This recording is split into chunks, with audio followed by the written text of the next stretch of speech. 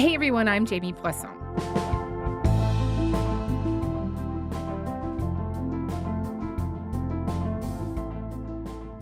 Catholic cardinals from across the globe are sequestered away from the world in Rome this week, where they will ultimately select the next pope.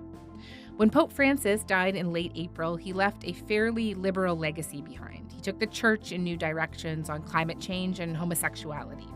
But that is not a direction or a style that was universally loved by the clergy. Francis also appointed about 80% of the current College of Cardinals, with more members from places like Africa and Asia than ever before. They bring different perspectives and priorities. And since these are the guys who will be picking the new pope, there are a lot of different ways that this could go.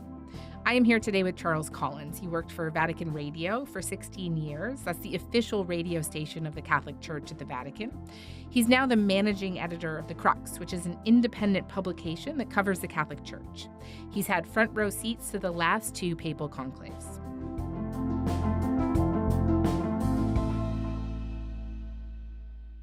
Charles, hi. Thanks so much for coming onto the show. Thanks for having me. So you and I are speaking at around 8 p.m. Rome time on Wednesday, the first evening of the conclave. And just what is happening right now? Right now, hopefully, the Cardinals are voting on who they want to be the next pope, and those votes are being counted. Of course, the room is closed, so we don't know for sure what's happening. And there's more Cardinals voting now than have ever voted for such a thing before. There's 133 of them in there, and only 25 of them have ever been in a conclave before. So no one knows exactly how long this process will take for them. In general, I would have expected the smoke to have risen by now, but again, it's sort of a new experience because a lot of these guys, and there's a lot of them, are doing it for the first time. Just before we keep going, explain the smoke to me for someone who might not be familiar. They have a furnace put into the Sistine Chapel, and all the cardinals write down who they think should be pope. Then those are counted, and if a two-thirds majority happens, that person is asked if he wants to be pope. And then they take all of those things these guys filled out, and they put them in a furnace, and they set them on fire, and it goes up into the air. And they made a tradition years upon years ago that if they didn't get a proper pope, then it goes out black, and it's black smoke, it means there's no pope. And if it's white smoke, it means there is a pope. You mentioned that there are so many new cardinals this time around, and why is that? Pope Francis liked to make cardinals. He'd do it every year. He wanted to expand the cardinals to other countries which did not traditionally have cardinals. They've been using cardinals to vote for popes for almost 1,000 years. And generally speaking, historically, most of these cardinals were from Italy. And this goes into into 100 years ago. Most of them were from Italy. And they started becoming more international really 70 years ago. It really started happening. And even that was a little bit. And it wasn't until Pope John Paul II started really expanding the College of Cardinals that you started seeing many coming from Africa, from Asia. Now, when Pope John Paul II died, it was the first time these people from not from Europe arrived. And let's just say they felt a little bit excluded from the process. Mm-hmm. And I heard many cardinals. I worked at the Vatican at the time. I interviewed a lot of cardinals, and the ones from Africa and from Asia and even from Latin America, they did not like the way they were excluded because people were holding dinners and they were holding all of these meetings before the conclave, and they realized they weren't being invited to these meetings. And they were kind of irked, I will say. Then with Pope Francis, that election was very European centered, although by picking a non-European, it did garner a lot of support from those cardinals from outside of Europe. Hmm. This present conclave, they have said it. These cardinals, especially from Africa and Asia, are saying we will not be ignored. And that's what is most interesting about this conclave, is the issues facing the church and the developing world, which are different than the issues facing in Europe and in North America, are going to play a role in the election of the new pope. Well, tell me more about that. When they say we will not be ignored on what? I'm an American who lived in Italy for nearly 17 years and now live in England. And frankly, when you say a progressive or liberal church, Hmm. you think of gay marriage, you think of women priests, women deacons, you think about having contraception and things like that. If you say conservative, well, you think the exact opposite of all those things, but also you talk a lot about the Latin Mass, immigration laws, and things like that. And when we talk about persecuted Catholics and persecuted Christians in England or in America or in Canada, usually it's free speech issues. Right. I mean, frankly, that's what it is. And I'm not saying these aren't important issues. They are important issues that are being discussed. But if you go to Nigeria, it's because someone walked into your church and started shooting everyone, and the government really didn't care. In Nigeria, at least 50 people were killed, many more injured, when a gunman stormed a Catholic church in the country's southwest. This as people gathered for Sunday Mass. Local media reports say the gunman opened fire before detonating explosives. Many of the victims are children. Both Nigeria's If you go to India, it is because the Hindu Nationalist Party kind of discriminates against you and passes laws saying that anytime anyone converts to Christianity, it's because they were forced to, and the people who are involved with it are criminals and they need to go to jail. Right-wing Hindu groups here strongly support the law. Once the law comes, we can demolish these churches. We are already prepared to demolish them, but we are waiting for the law to be passed. Once it is passed, our hands are no longer tied. We are free to take action. We can catch them and report them to the police, and they'll go to prison. And they don't understand why people in the West, where the church is dying, where the church, people aren't going to Mass as much, are worried about gay marriage and Latin Masses. And they see that and they go, I don't think you guys are thinking about what's real. And I think that's the issue that's facing this present conclave.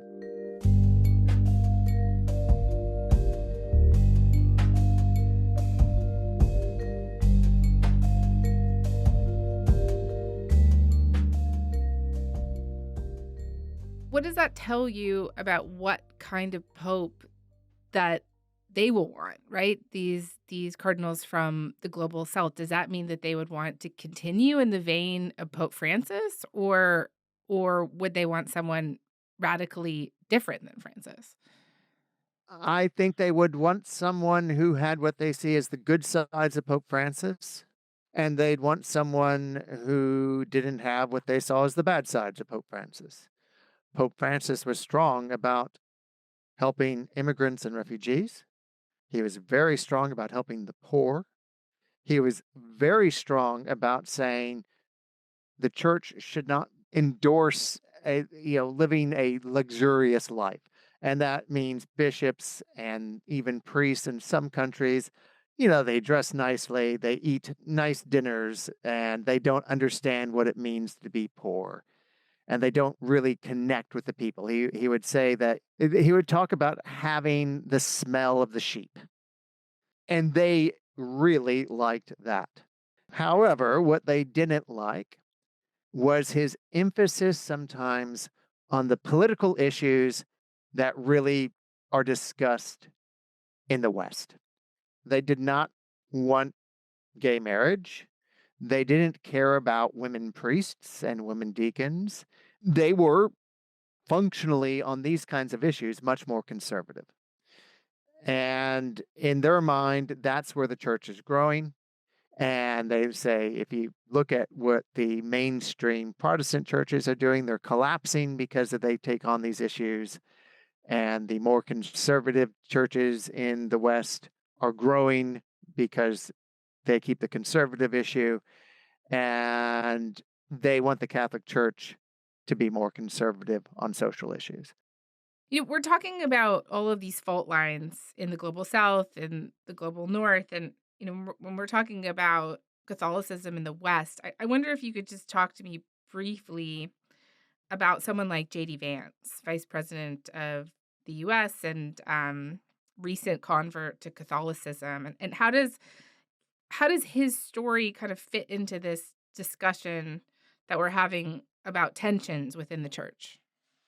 Well, J.D. Vance is a conservative convert who is somewhat theologically minded, which means he's read a lot more theological documents. And even me, I'm a professional Catholic, and I'm sure J.D. Vance has read a lot more theological books than I have. And there is definitely a conservative school amongst these converts. J.D. Vance is in that school, and he has this interesting relationship with Pope Francis, and that J.D. Vance gave an interview where he talked about Catholic teaching on love. But there's this old school, and I think it's a very Christian concept, by the way, that you love your family, and then you love your neighbor, and then you love your community, and then you love your fellow citizens in your own country, and then after that, you can focus and prioritize the rest of the world. A lot of the far left has completely inverted that. They seem to hate the citizens of their own country and care more about people outside their own borders. That is no way to run a society. And I think the profound... And Pope Francis, kind of wrote a letter to the U.S. bishops saying, don't think like that. And then the last person to meet Pope Francis before he died, the last outside figure to meet Pope Francis before he died, was J.D. Vance. Yeah. He met him on Easter. Hello. So good to see you. I know you've not been feeling great, but it's good to see you in better health. And it's kind of an interesting juxtaposition of his relationship with the Pope. And I think you'll see this in Canada, and you definitely see it in the United States. There is a conflict, it's almost a fair word, between what would be termed the pro-life Catholics and the justice and peace Catholics. You have some Catholics who are much more concerned about abortion, who are much more concerned about strong marriages between a man and a woman. And J.D. Vance is in that school. And there's another school that is much more interested in social justice and helping the poor, helping immigrants, and especially refugees. And these two emphases, they go against each other in politics. And J.D. Vance is in that pro-life camp. And that other camp generally would support the Democratic Party in the United States. These weird conflicts aren't actually the same, even in a lot of European countries. It's just the way politics developed in the United States.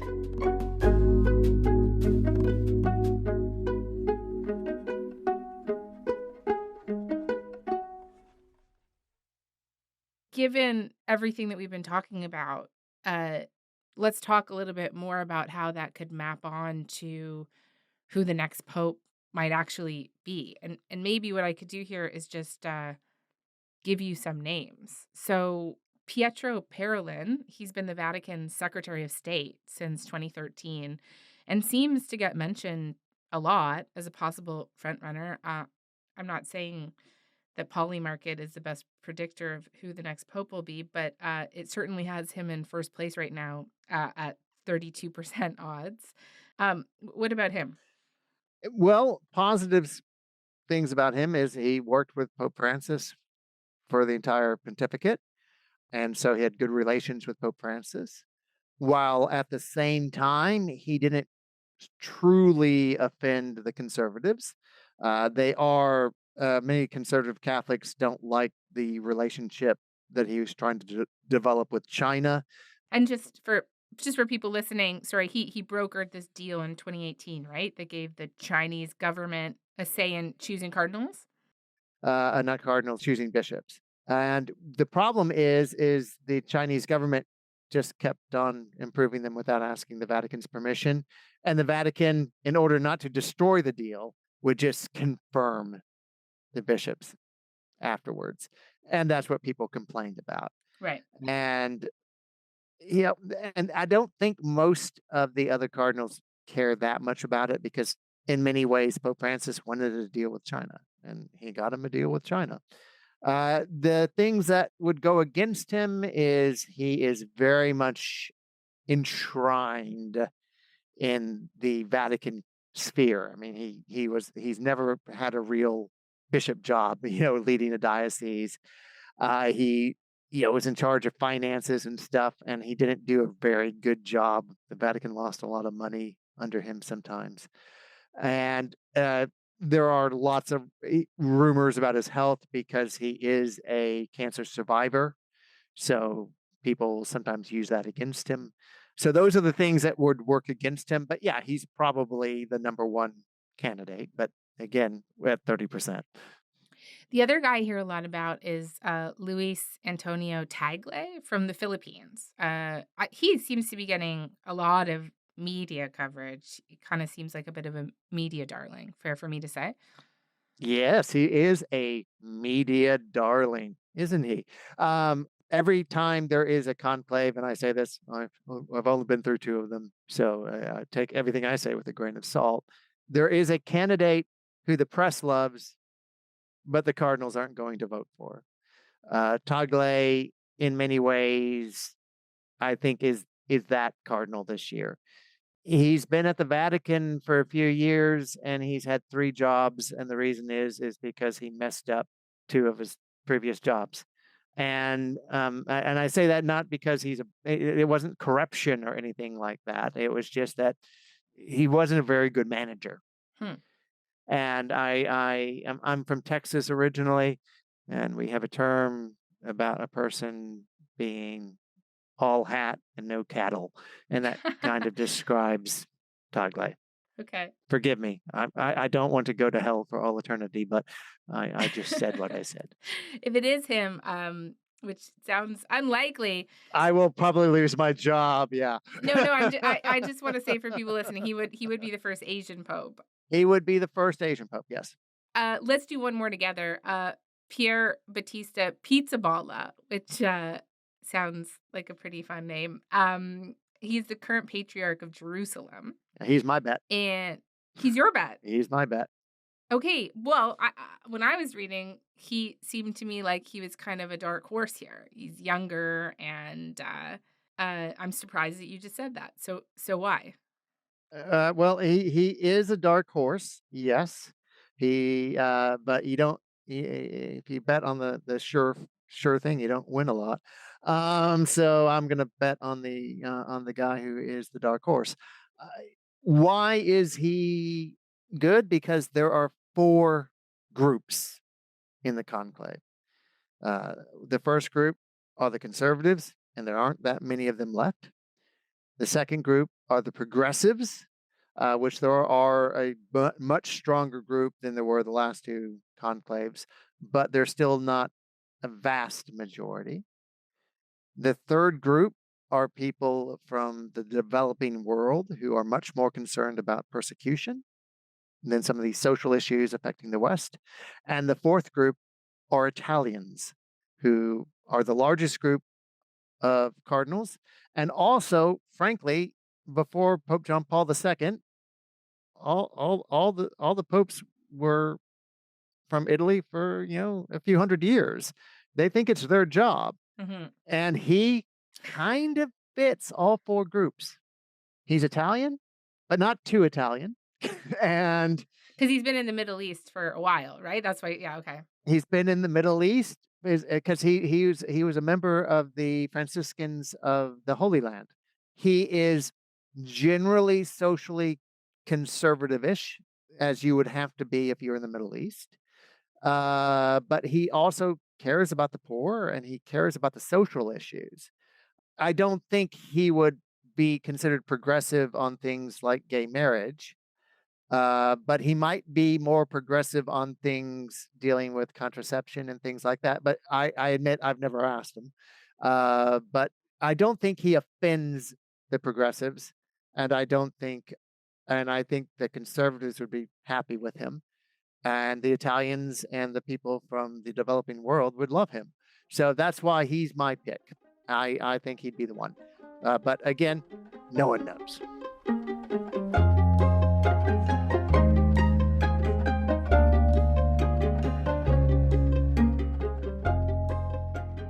Whoever they pick, what are the biggest challenges that the next pope is going to face in the years ahead? And I imagine that we've touched on some of them in the conversation today, but I think it would be worthwhile for me to ask you that straight. I think the biggest challenges will be for the church dealing with some of the social issues which people are facing. And also, I think in the West, people were thinking about, oh, there's progress and we're going to be progressive. And right now, we're seeing a rise amongst conservatives. You see Trump, and you also see it happening here in England. And it looked like it was going to happen in Canada, but Trump managed to bomb that. And I think that he has to deal with the fact that politics is different, is getting weird, and he has to be able to confront that, but not confront it like it's the 19 is it's like 1980 again.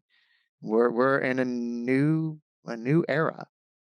So let me ask you, as a Catholic, and I ask this question also as a Catholic myself. I grew up. I went to Catholic school. I would not consider myself religious anymore. We're like a cult. You're not allowed to leave. Do you think it can face those challenges that you're raising right now? Do you think it's capable of it? This institution. Do I think it's capable of it? Uh, as a human institution, no. As a divine institution, yes. And they are, and that is a very weird way of putting it, but it is, as a Catholic, I have to sit there and say, yeah, I believe there is a God. And I do believe that he does influence what we do and how things happen. And so, yes, I have to believe the church can face these issues. But there's an old saying, if you're want to be Catholic and you wonder, why should I become a Catholic? Why should I think it's true? And the number one reason people will often give, if they're professional Catholics like I am, is you would need divine intervention to be as messed up as this thing has been for 2,000 years and still be around. Because, yeah, you look at church history and you're going, how does this thing still exist? And so, yes, I have to believe that they can answer these questions, that they can provide solutions. And, it's what the Bible says is, you shall know the truth and the truth will set you free. And so hopefully the church can present the truth in a way that people can understand it, and it will set them free. Charles, I really enjoyed this conversation. Thank you so much. Can I say something to you that is not that I'm just saying that smoke has not come up yet. I know. We're looking at a live stream too. What does that mean? This is absolutely terrifying. Well, see, this is the thing. There's 133 of these guys there. So I don't know if it means, one, that they have just messed up. Like they just can't get the ballots? Yeah. If they count the ballots and they don't have 133 ballots, it means one's missing. This has happened before, and what they have to do is they have to re-vote. That could be a possibility. 2, there's 133 of them, and they're just kind of freaking out, Yeah. and that could be a reason. Something could have delayed it. Well, I think a lot of us have seen Conclave, so Conclave was awful. I watched it today because I had to admit that I hadn't seen it all, so I watched it today, full, and it was bad from the beginning. No sane man would want the papacy. The men who are dangerous are the ones who do want it. That sounds ominous. The scariest thing would be if someone's been elected. right. Well, I mean, and that would be one of the reasons that the smoke hasn't gone up yet, is someone actually just got elected in one vote. And if someone got elected in one vote, that just doesn't happen. I think we're probably gonna have to get you back up then if that happens. I mean, if that is not what happened, you're gonna have to throw this show away. Yeah. So I hope your evening is okay. Yeah. Well, if there's a new pope, drop me a line because I'm not gonna go to sleep tonight. Will do. Thank you so much. Really appreciate it. All right, thank you too. I'm sorry if I blabbered too much, but I'm just watching no smoke going up and it's freaking me out to no end. All right, thanks a lot. Bye. Bye.